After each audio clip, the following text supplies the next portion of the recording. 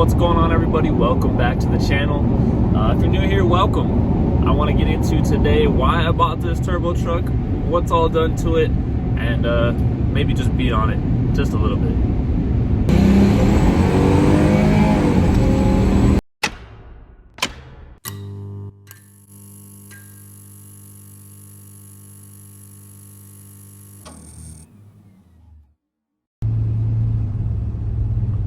What is all this green stuff? I'm not used to this.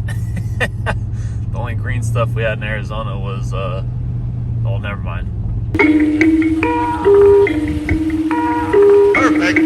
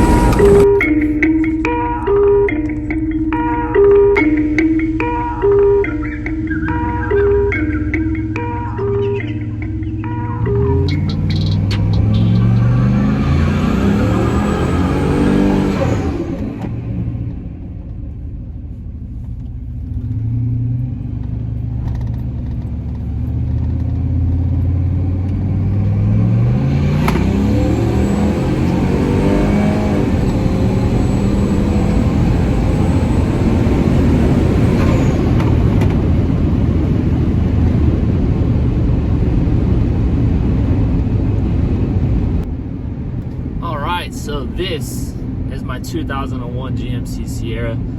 It has an LQ9 with a 4L80E. It was built not by me. I bought it like this, and to be completely honest, I've never bought anything done, anything that had anything done to it at all. And so this was a really big, kind of weird, awkward step for me. Now, when I originally was looking for trucks, I was looking for something stock, something that I could modify per typical. That's how I would do it. As time went on, I realized if you've looked right now, the prices on regular cab short bed trucks are crazy. And I just so happened to be looking in New Mexico when this little beauty popped up, and I noticed it's already got a bunch of stuff done to it. And not only that, it's mostly stuff that I would have done to the truck the same way. So really, to me, it felt like it was a no-brainer to pick this truck up at the price that it was at. After talking to the dude who was selling the truck, he was selling it for his friend who built it. And overall, it has a pile of good things done to it. It has Deutschwerks, whatever you want to call it, injectors they look like the same style body, which is kind of cool as the stock truck injectors. They have the same Delphi clips. So those are in, those are great. That's a nice quality injector. That was a good sign from the get-go. Has a VS Racing 7875 cast wheel turbo. The trans has a HD2 shift kit, and as far as I know, it's a stock converter. The cam is a BTR Stage 1 NA cam, and I think the belief and idea behind the setup was to create a street truck that drove really nice, got good gas mileage, had great manners, and still had some power. Now it's on pump gas. We figured out that it is on 12 pounds. I think the guy who sold it to me even told me that, but I just was too excited. Maybe I forgot. So we double checked. It is on 12 pounds and it holds it really well. The tune seems to be fine. Really nice timing curve and a lot of safeties involved to make sure that it pulls timing for IATs being high, coolant temperature being high, etc. So I really want to make sure throughout this video series with this truck that I give credit where credit is due. Whenever I build something, I think it's super important to do that, because there's a lot of love, time, affection, thought, research, etc. that goes into building a vehicle like this. Something that's made it easy for me to buy something that was already running and driving was the fact that when we moved to Texas, I kind of changed a lot of my car life, and what I really wanted was something that was something I could hop in and drive, but had, you know, an LS in it, which these already have LSs in them, of course. It's got a hell of an aftermarket support. They're fun. I love short bed trucks. One of my first vehicles was a regular cab short bed OBS, and I am probably a truck guy at heart, if you couldn't tell. So I really think that this truck is set up nicely, but we need to do stuff to it, because that's what we do here. And of course, I would like to make more power and do more things with the setup that it already has. I think it could be set up for more. There is no E85 directly near me, which would be the first easy swing to take at this thing. Now, there's a lot of things we can do still with it on pump 93. We can add meth kit, we can play with the tune and see where we come up with. But realistically and immediately, what I'd like to do is assess some of the body things as well as the suspension and wheel and tire setup. That's something that I've always liked to try to pinpoint and do, even though some of the vehicles that I've built have low-key stances or low-key and cheap wheel and tire setups. This one, I think I'm going to go a little bit different here. I've been in touch with my friend Brian Havens, who's the editor at LSX Mag, and he's built a really badass truck with his son. Now, they have a set of Bogart D10s that I'm going to be buying from them for this truck, as well as I'm going to be running a set of GMC Snowflakes on it for daily driving duty. Currently, it has Chevrolet 22-inch Snowflakes, and a lot of people really like the look.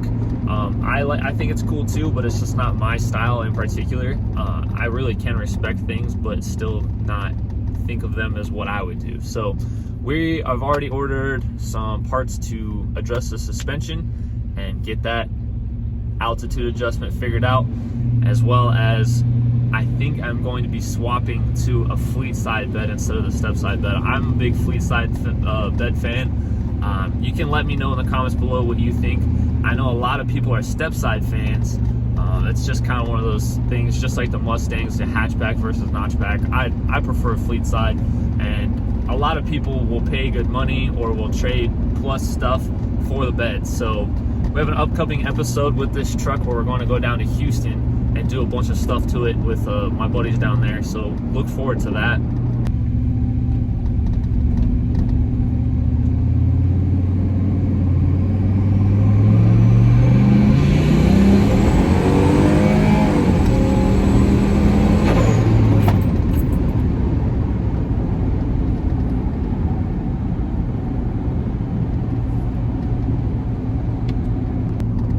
Overall, I think this thing is killer. I've wanted something exactly like this. The look, the feel, the interior, everything to do with the vehicle is my favorite. And that's like how I feel about the Mustang. I'd say between this truck, the Mustang, and the Nova, those are probably the three most favorite car buys I've had in my lifetime. It just feels right.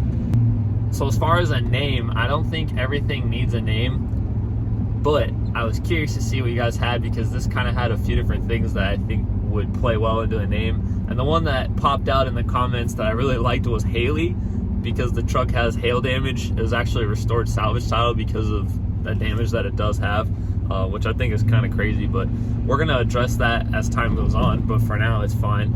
And why not just lean into that? I think that's a cool name, and I don't know, if you guys are into it, I'm into it. Let me know what you think in the comments below. Do we call it Hailey? It's not a bad name.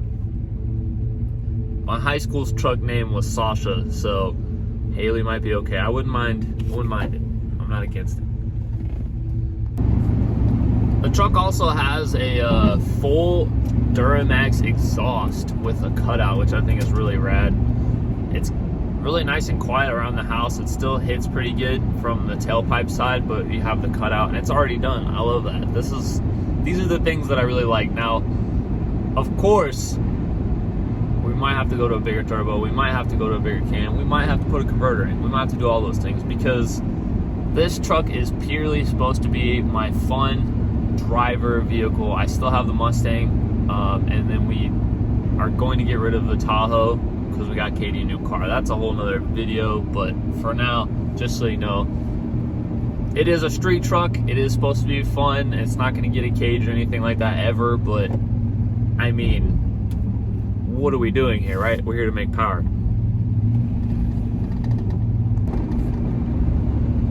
The truck has functioning AC, heat, all of the stock stuff is completely functioning, stock ECU, cruise control, all that, and I'm going to keep all of those things working 100%. That is the life of this truck and the duty of it. And no matter how much power it makes, it is going to always have AC that is proper and cold, because that's what it's all about.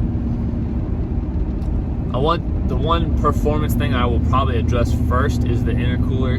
He did a really nice job of tucking an intercooler up and away, but I'm going to go ahead and look around to probably buy a really nice, maybe like a Treadstone or something that's very efficient, because we're going to be on pump gas for a majority of the time. And the overall plan would be to go to some type of system where I can have a content sensor for E85, as well as like some type of evacuation system, like run the fuel pump with a T off of the fuel line in the engine bay so I can empty the tank easily. Something like that to get E into it when I go into Dallas, when I go into Houston, whenever we go racing somewhere with the truck or do something fun like that, I can get it on E85 and then, you know, throw some more boost at it, etc. Get a little bit more crazy. Because either way, you're going to be doing something. You're going to be putting some type of, like, you're going to put meth on it, you're going to do some type of race fuel, etc. So why not just set it up to where you can put pump in it, pump E85? It just makes too much sense to me. So I'm going to try to do something kind of cool there. We're going to definitely have to address the injectors, the fuel pump, all those things. That's the best part about this, is we get to all do it together. It's going to be a blast.